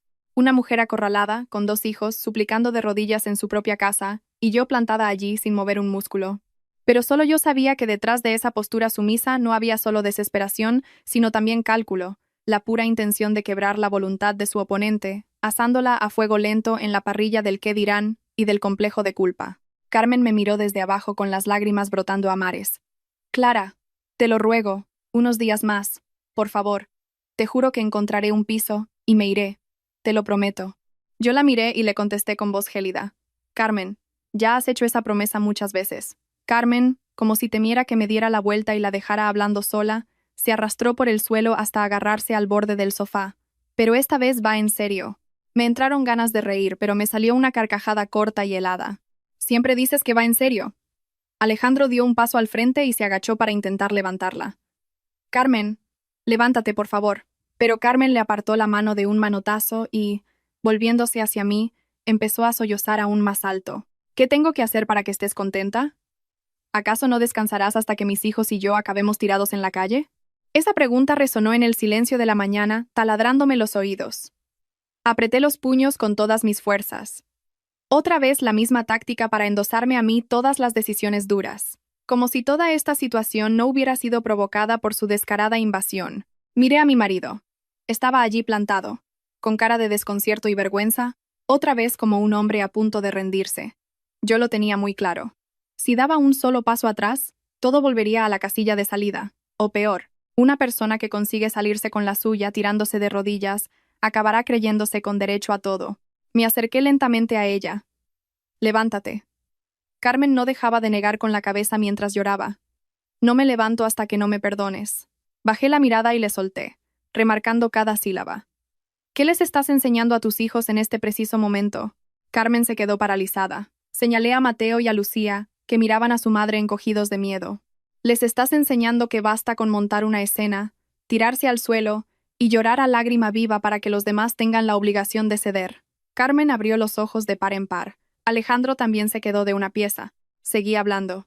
Mi voz no temblaba, pero cortaba como un bisturí. Me llamaste tacaña por una caja de ceras. Me llamaste mala persona. Les metiste en la cabeza a tus hijos que yo soy la bruja del cuento, y ahora te tiras de rodillas delante de mí suplicando quedarte. ¿No te das cuenta de que estás quedando fatal delante de tus propios hijos? La cara de Carmen pasaba del rojo al blanco. Seguía soltando lágrimas, pero en su mirada ya no había súplica pura. Se mezclaba la rabia y el bochorno de saberse desenmascarada. Alejandro bajó la voz. Clara, no hace falta que digas esas cosas delante de los niños. Me giré de inmediato hacia mi marido. Ah, ¿no? ¿Y cuándo hay que decirlo? ¿Cuando mi hijo haya aprendido que el que más grita es el que gana? Mi marido se quedó mudo. Justo en ese instante, Hugo salió de la habitación. Llevaba abrazado el peluche con el que dormía cada noche. Corrió a esconderse detrás de mis piernas y contempló la escena con cara de terror. Se me dio la vuelta el corazón. No iba a permitir que mi hijo siguiera creciendo en semejante ambiente ni un segundo más. Me agaché, lo cogí en brazos, le apoyé la cabecita en el hombro y clavé la mirada en Alejandro. Llévate a Carmen. No hablé muy alto. Pero mi tono fue tajante y definitivo. Carmen, como si le hubieran pinchado el orgullo, se levantó del suelo de un salto. Su voz se volvió áspera y chillona de repente. Vale, ya que eres tan desalmada, me largo. Pero que sepas que el karma te la devolverá. Al oír eso, un sudor frío me recorrió toda la espalda. Era un exabrupto fruto del despecho, pero sonaba a maldición en toda regla. Y entonces me sonó el móvil. Era la profesora del colegio de Hugo. Sin soltar a mi hijo, cogí la llamada con la mano libre. La voz de la profesora sonaba contenida, pero alarmada. Mamá, perdona, se me olvidó comentártelo ayer. Últimamente Hugo se despierta muchas veces a la hora de la siesta. A veces se echa a llorar y grita, «No me quitéis mis cosas». Me quedé de piedra. Cada palabra de la maestra era como una puñalada en el pecho. Hugo, que en ese momento se aferraba a mí dándome calorcito, estaba en realidad tan aterrorizado que se llevaba la angustia de casa hasta la siesta del colegio. Le di las gracias a la profesora, colgué y me giré hacia Alejandro. Qué curioso. En aquel instante, toda mi indecisión dejó paso a una tranquilidad aterradora. ¿Lo has oído? Alejandro me miró. Le temblaba la mirada. Y continué. Tu hijo tiene pánico a que le quiten sus cosas y se despierta llorando en la siesta del colegio. La cara de mi marido se quedó blanca como la pared. Carmen, que seguía al lado, también enmudeció. Los miré a los dos y, muy lentamente, casi escupiendo cada palabra, sentencié. Esto ya no va de quedarse unos días más o menos. Esto va de que nuestro hijo ya tiene un trauma serio. Un silencio sepulcral invadió la sala. Ni siquiera los dos hijos de Carmen se atrevían a moverse. Supongo que era la primera vez que nadie podía encontrar una excusa para acusarme de exagerada. Alejandro dio un paso e intentó ponerle una mano en el hombro a Hugo, pero el niño hundió la cara aún más en mi cuello. Fue un acto reflejo, pequeñito, pero bastó para que a Alejandro se le llenaran los ojos de lágrimas al instante. Vi que le dolía, pero ese dolor llegaba demasiado tarde. Carmen intentó arreglar las cosas, movió los labios, pero lo único que logró articular fue una excusa lastimosa. Yo no sabía que era tan grave. Miré a Carmen. Porque desde el minuto 1 nunca se ha parado a pensar de verdad en mi hijo. Con eso dicho, me metí en la habitación y salí con la bolsa de viaje que había preparado la noche anterior. Llevaba algo de ropa para mí y para Hugo, los documentos imprescindibles, algo de efectivo y copias de papeles importantes. Puse la bolsa sobre la mesa y, aquella mañana, miré a Alejandro por última vez. Que Carmen se fuera o no, ya había dejado de ser lo principal. Mi marido la miró, aturdido. ¿Qué intentas decir? Apreté a Hugo un poco más contra mí. Hoy me llevo a Hugo a casa de mis padres unos días. Aprovecha este tiempo. Quédate solo y piénsate muy bien qué y a quién es a lo que de verdad tienes que proteger. Por primera vez, en la cara de Alejandro se dibujó el pánico real a perderme. Pero no me detuve, porque sabía que cuando algunas mujeres hacen la maleta, no es para amenazar, sino para dejarle claro a los que se quedan que un paso más, y lo que han perdido no volverá jamás. No esperé a escuchar qué más tenía que decir Alejandro. Agarré la bolsa y, con Hugo en brazos, me fui directa hacia la puerta de la calle. De refilón, oí a mi marido llamándome a la desesperada: «Clara, espera». Pero esta vez no frené. Si me daba la vuelta, si me ablandaba y sucumbía a sus excusas tardías, todo volvería al mismo círculo vicioso. Y yo estaba demasiado harta de repetirlo. Al llegar al portal del edificio, dejé por fin a Hugo en el suelo y le coloqué bien la chaqueta. Mi niño me miró desde abajo con sus grandes ojos redondos, aún cargados de ansiedad. «Mamá, ¿a dónde vamos?» «Isen». Le acaricié el pelo y me esforcé por sonreírle con toda la dulzura del mundo. «Nos vamos a quedar unos días en casa de la abuela, cariño». Hugo asintió al instante. No preguntó por qué, ni hizo pucheros, ni pidió volverse a por más juguetes. Al oír la abuela, se tranquilizó de golpe. Ese simple asentimiento me partió el alma. Mi hijo solo tenía 5 años. A esa edad, los críos deberían preferir los sitios grandes y llenos de juguetes. Pero le bastó escuchar que íbamos a casa de su abuela para sentir paz. Eso me confirmó hasta qué punto nuestra propia casa le estaba ahogando. Mi madre nos abrió la puerta en Carabanchel. En cuanto me vio con la bolsa de viaje y las cosas de Hugo, entendió enseguida que algo grave había pasado. No hizo demasiadas preguntas. Simplemente le dio una chuchón a su nieto. Me sacó unas zapatillas de andar por casa y metió la pequeña maleta para dentro. Senté a Hugo en una silla de la cocina y saqué un batido de chocolate de la bolsa.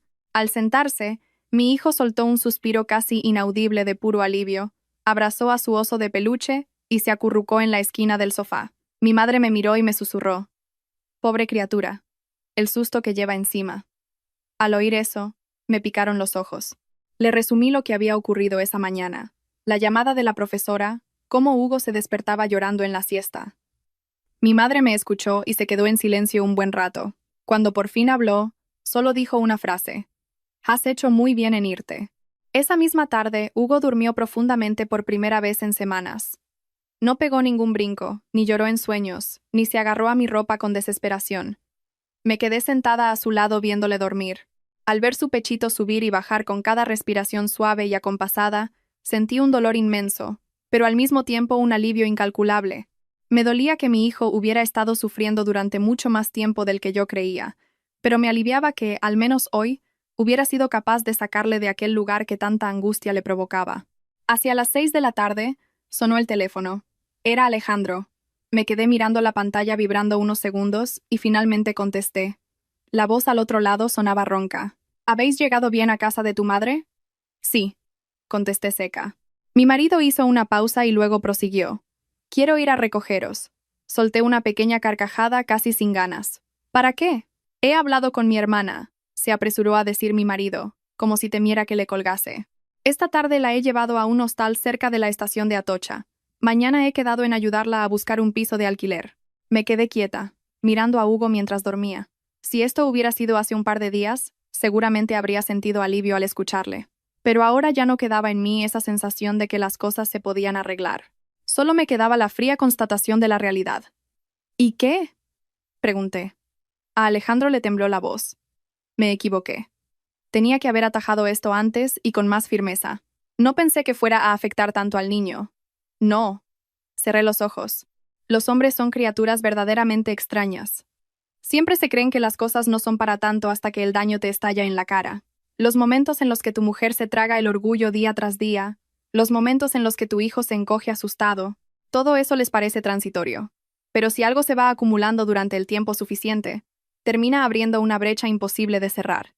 Respondí con voz de cansancio extremo. No es que no lo supieras, es que no te dio la gana de pensar en ello. Del otro lado llegó el suspiro ahogado de Alejandro. Clara, dame otra oportunidad. Miré el cielo atardeciendo por encima de los tejados del patio de mi madre, el ruido de los coches a lo lejos, el trajín del barrio, la música saliendo de algún bar de la esquina. Todo era tan familiar y cotidiano. Lo único que ya no reconocía era mi propio matrimonio. No estoy diciendo que vayamos a firmar los papeles del divorcio mañana mismo, dije despacio, pero tampoco creo que todo vaya a volver a la normalidad, como por arte de magia solo porque tu hermana se haya ido. Alejandro guardó silencio mucho rato, tanto que creí que se había cortado la llamada. Finalmente, me preguntó casi en un susurro. Entonces, ¿qué se supone que tengo que hacer ahora? Miré a mi hijo y, vocalizando cada sílaba, le dije, quiero que te mires a ti mismo, ni a tu hermana ni a mí. Mírate a ti, desde el principio hasta el final, y piensa dónde has estado posicionado tú en esa casa todo este tiempo. Diciendo esto, colgué el teléfono. Esa noche para cenar, mi madre preparó filetes empanados con patatas, mi plato favorito desde pequeña. Hugo, sentado junto a su abuela, se comió todo el plato sin rechistar e incluso pidió repetir. Miré a mi hijo y se me hizo un nudo en la garganta. Con solo haber cambiado de lugar para dormir, la cara de mi hijo era otra. Después de cenar, mi madre se puso a lavar los platos en la cocina. Fui a ayudarla y vi que, de repente, se detenía y se agarraba discretamente al borde del fregadero. Me asusté. Mamá, ¿qué te pasa? Mi madre se giró y me dedicó una sonrisa forzada. Nada, me habré mareado un poco de estar tanto rato de pie. Rápidamente senté a mi madre en una silla y le acerqué un vaso de agua. En los últimos meses, mi madre se había quejado alguna vez de presión en el pecho y mareos, pero cada vez que le decía que fuera al médico, le quitaba hierro al asunto diciendo que eran cosas de la edad. Bajo la luz blanca de la cocina, al ver la cara pálida de mi madre, tuve un mal presentimiento. Me senté a su lado. Mañana mismo nos vamos al médico. Mi madre negó con la cabeza. No es nada grave. Descanso un rato y se me pasa. Le agarré la mano y le dije firme. No, esta vez no te libras.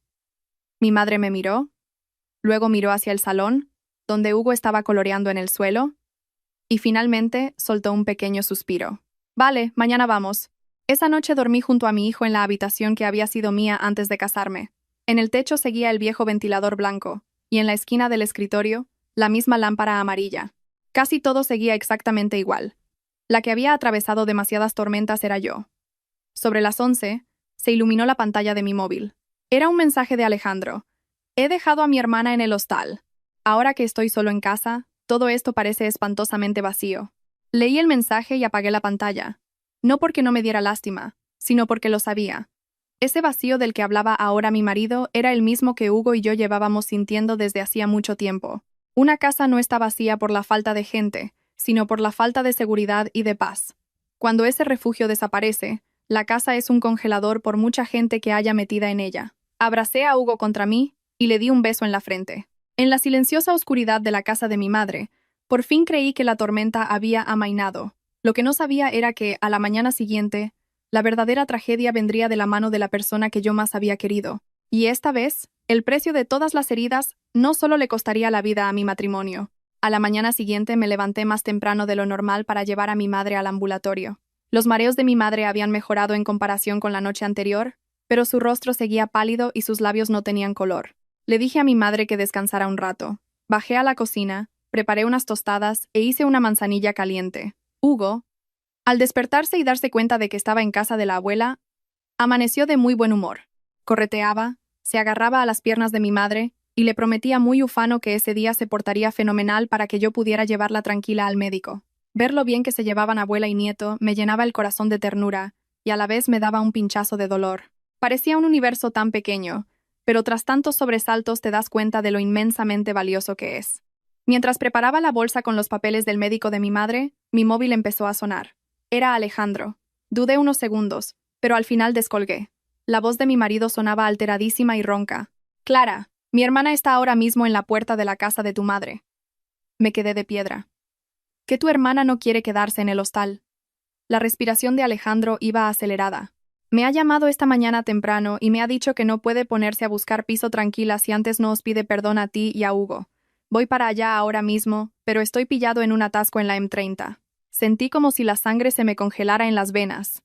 Antes de que me diera tiempo a abrir la boca, desde fuera empezaron a dar golpes enérgicos en la puerta de la calle.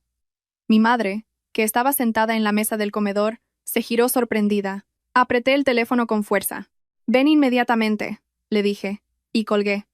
Los golpes en la puerta eran cada vez más fuertes. Hugo corrió de inmediato a esconderse detrás de mí. Respiré hondo y fui a abrir. Como era de esperar, era Carmen.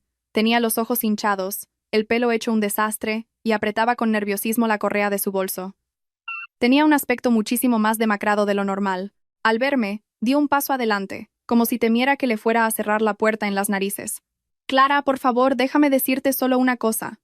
Me planté firme en el umbral, bloqueándole el paso. Mi voz salió más gélida que nunca. «Vete, por favor. No estoy para recibir visitas». Carmen juntó las manos y se echó a llorar. «Sé que me he equivocado. He venido porque no quiero que sigas enfadada conmigo. Déjame pasar un momento. Le pido perdón a tu madre. Te pido perdón a ti y me marcho ahora mismo». Mi madre salió de la cocina. Al ver a Carmen se le tensó la cara. No porque mi madre la odiara, sino porque me había escuchado desahogarme demasiadas veces. Y porque, al fin y al cabo, una madre es la que mejor detecta el dolor de su hija. Mi madre habló primero. «No hace falta que pases. Si las cosas han llegado a este punto, ¿de qué sirve pedir perdón ahora?» Carmen volvió la cara hacia ella y le dijo con voz cascada: «Señora, de verdad que hablo de corazón». Yo miré a Carmen. De repente sentí un cansancio tan abrumador que no tenía fuerzas para analizar si sus lágrimas eran sinceras o no. Lo único que me importaba era que mi madre se había encontrado mal la noche anterior y yo no podía permitir que se viera envuelta otra vez en un circo como este. «Vete, por favor», repetí con firmeza. «Si tienes algo que decir, díselo a Alejandro». Pero Carmen no se movió. Todo lo contrario. De golpe y porrazo, se desplomó de rodillas en el suelo, justo en la puerta de la casa de mi madre. «Clara, te lo suplico. Por lo que más quieras. Sé que he sido una imbécil. ¿Verdad que lo soy? No nos acorrales a mis hijos y a mí, te lo pido por favor». Esas palabras iban dirigidas exactamente a mi punto más débil. Otra vez el numerito de las rodillas. Otra vez hacerse la víctima a los ojos de los vecinos. Otra vez obligarme a sentirme como un monstruo desalmado si me mantenía firme. Mi madre dio un paso hacia la puerta. Le temblaba la voz de indignación. «Levántate ahora mismo. Esto es una casa decente, no un escenario para que vengas a montar tus teatros». Intenté sujetar a mi madre por el brazo. «Mamá, entra dentro, por favor». Pero mi madre no me hizo caso. Llevaba tanto tiempo callándose y sufriendo por mí que ahora la rabia se le notaba claramente en los ojos. Mi madre miró a Carmen desde arriba y, escupiendo cada palabra, sentenció: «Mi hija siempre se ha portado bien. No te debe absolutamente nada. Mi hija te dio cobijo por pura lástima. Te has apalancado allí, le has puesto la casa patas arriba, le has amargado la vida a mi nieto, y ahora tienes la desfachatez de venir a mi puerta a montar este escándalo. ¿Qué más quieres de ella?». Al escuchar esto, Carmen empezó a llorar a gritos. «Yo solo quería pedirle perdón a usted». Mi madre soltó una carcajada seca, amarguísima. «El perdón se pide de corazón, y las consecuencias se piensan antes de actuar. ¿No te ha bastado con amargarle la existencia a mi hija?». Sentí que la mano de mi madre, que se apoyaba en mi hombro, se volvió pesadísima de repente. Me giré y vi que la cara de mi madre se había quedado blanca como la cera. «Mamá». Antes de que mi madre pudiera responder, se llevó la mano al pecho. Empezó a buscar aire a bocanadas. El vaso de agua que le había preparado en el salón cayó al suelo y estalló en 1000 pedazos con un ruido atronador. Aterrada, agarré a mi madre antes de que cayera al suelo. «Mamá, mamá, ¿qué te pasa?». Hugo, que estaba dentro de casa, pegó un grito y rompió a llorar desesperado. Carmen también se quedó paralizada en el suelo y luego se levantó de un salto. Se le había ido la sangre de la cara. Mi madre abrió la boca como si quisiera decir algo, pero no le salía la voz. Apretó con fuerza la tela de su blusa sobre el corazón. Nunca en mi vida había sentido tanto pánico. Todo mi cuerpo se quedó helado por un segundo. Y entonces, como una loca, empecé a chillar. «Llama al SAMUR. Avisad a una ambulancia». Carmen, temblando, sacó el móvil de su bolso. Yo estaba tirada en el suelo del patio abrazando a mi madre. Me temblaban tanto las manos que casi tiró mi propio teléfono. Hugo sollozaba sin parar llamando a su abuela. Lo que hacía solo unos minutos era una mañana tranquila, se había convertido en una pesadilla absoluta, y mi mente se había quedado en blanco. En ese preciso momento apareció Alejandro corriendo por la calle. Al ver a su suegra tirada en mis brazos, se quedó petrificado a unos pasos. ¿Qué? ¿Qué le ha pasado? Levanté la cabeza y fulminé a mi marido con la mirada. Debía tener los ojos tan inyectados en sangre que parecían a punto de reventar. Aún lo preguntas. Se me rompió la voz del grito que pegué. Si tu hermana no hubiera venido hasta aquí, a mi madre no le habría pasado esto. Alejandro se quedó clavado en el suelo, incapaz de reaccionar, mientras Carmen empezó a balbucear a su lado. Yo no lo he hecho aposta. Me giré de golpe hacia Carmen. Por primera vez en mi vida, perdí hasta la última gota de educación. Khaled. Fue solo una palabra, pero sonó con tal frialdad que ni yo misma reconocí mi propia voz.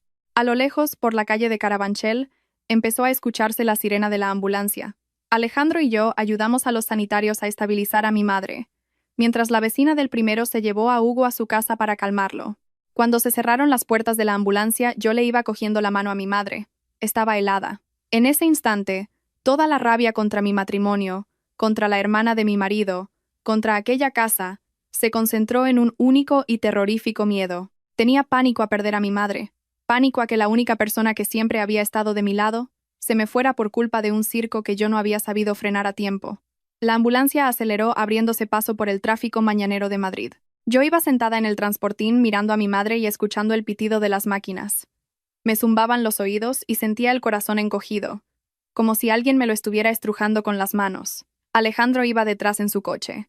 Miré por la ventanilla pequeña de la ambulancia y noté cómo las lágrimas me empapaban la cara. Sabía que, a partir de este momento, pasara lo que pasara, habíamos cruzado el punto de no retorno. El precio ya se había pagado, y ninguna disculpa del mundo podría devolvernos a lo de antes. El hospital estaba abarrotado de gente a esas horas de la mañana, el chirrido de las camillas rodando, el arrastrar de las suelas por los pasillos, los nombres llamando por la megafonía, el pitido de los monitores. Todo se mezclaba en un caos que amenazaba con reventarme la cabeza. A mi madre se la llevaron directamente a boxes para estabilizarla antes de pasar a la UCI. Las puertas dobles se cerraron en mis narices con un golpe seco, y me quedé plantada en el pasillo, en estado de shock. Aún me temblaban las manos. Apoyé la espalda contra la pared y sentí que las piernas me fallaban. Alejandro estaba de pie a unos pasos de mí. Tenía la cara gris, miraba alternativamente a las puertas de reanimación y a mí, pero no se atrevía a dar un paso. Carmen estaba sentada en el borde de una de las sillas de plástico de la sala de espera, con la cabeza entre las manos, llorando. Pero esta vez, sus llantos ya no me daban ninguna pena, solo conseguían alimentar un rencor helado y amargo en el fondo de mi pecho. No sé cuánto tiempo me quedé así.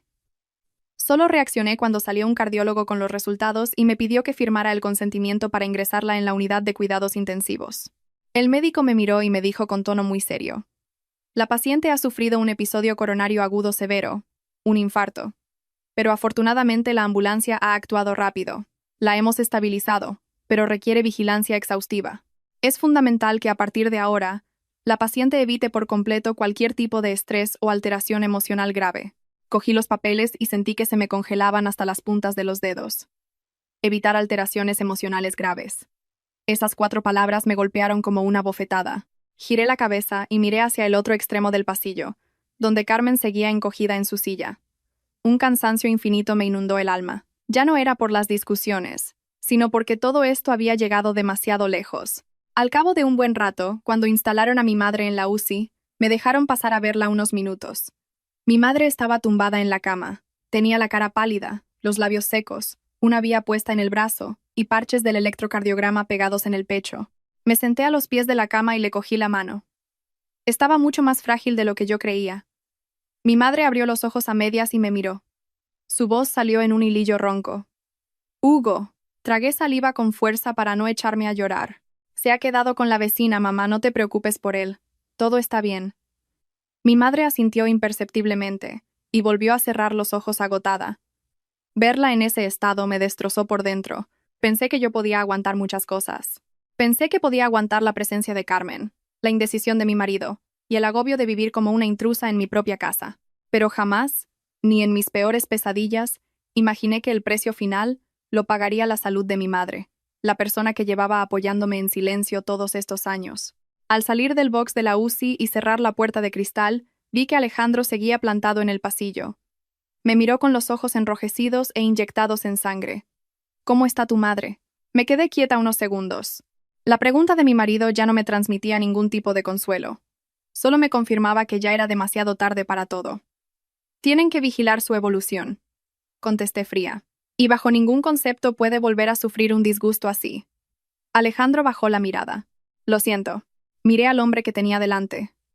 Por primera vez en la vida, sus disculpas me parecieron de una ligereza insultante, tan vacías que ni siquiera rozaron la pesada losa que yo llevaba en el pecho. ¿Qué es lo que sientes exactamente?, le pregunté. Él levantó la cabeza, le temblaban los labios. Siento no haber atajado esto antes.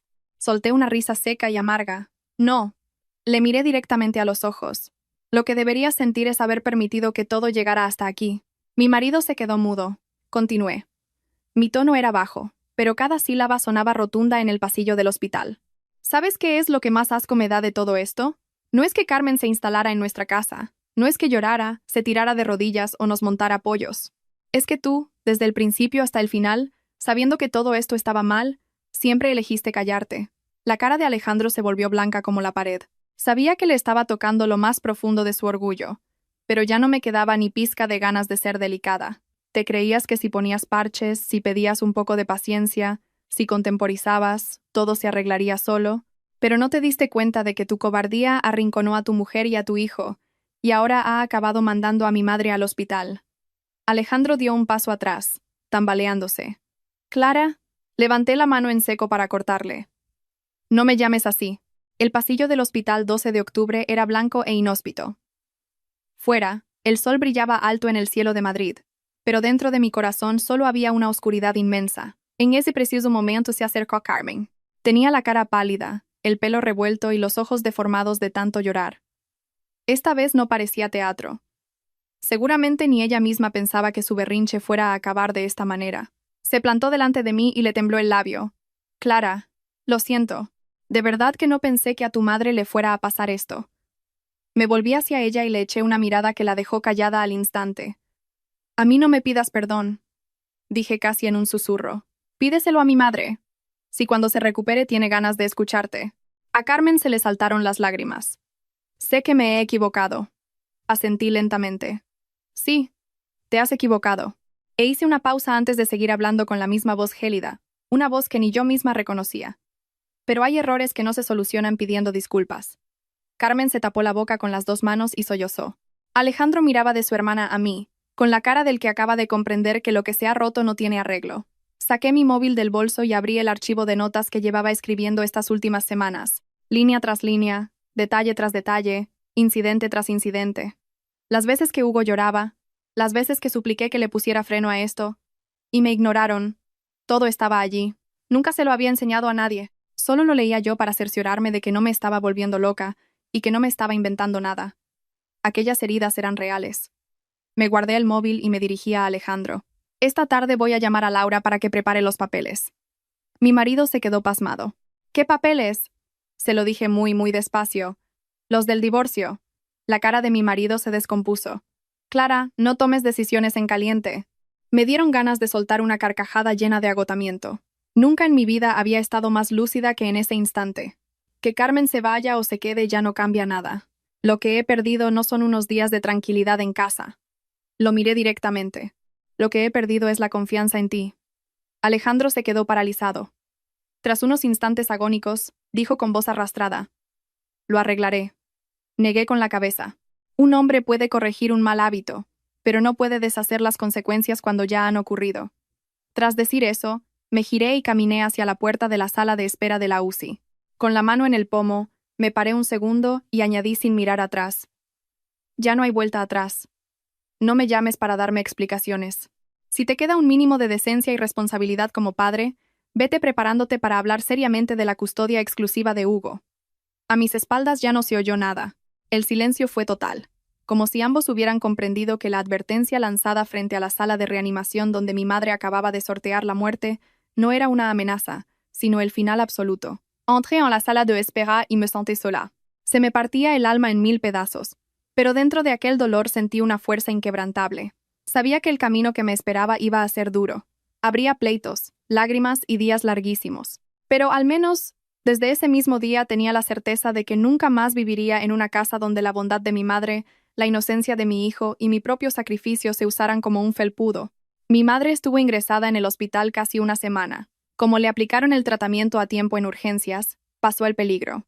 Pero los cardiólogos recomendaron reposo absoluto, prohibición total de disgustos y medicación crónica. Esos días apenas salí del hospital. Por la mañana llevaba a Hugo al colegio. Me iba al hospital. Por la tarde lo recogía y lo dejaba en casa de una vecina un par de horas, y por la noche mi tía se quedaba con él mientras yo hacía noche en el sillón de la habitación.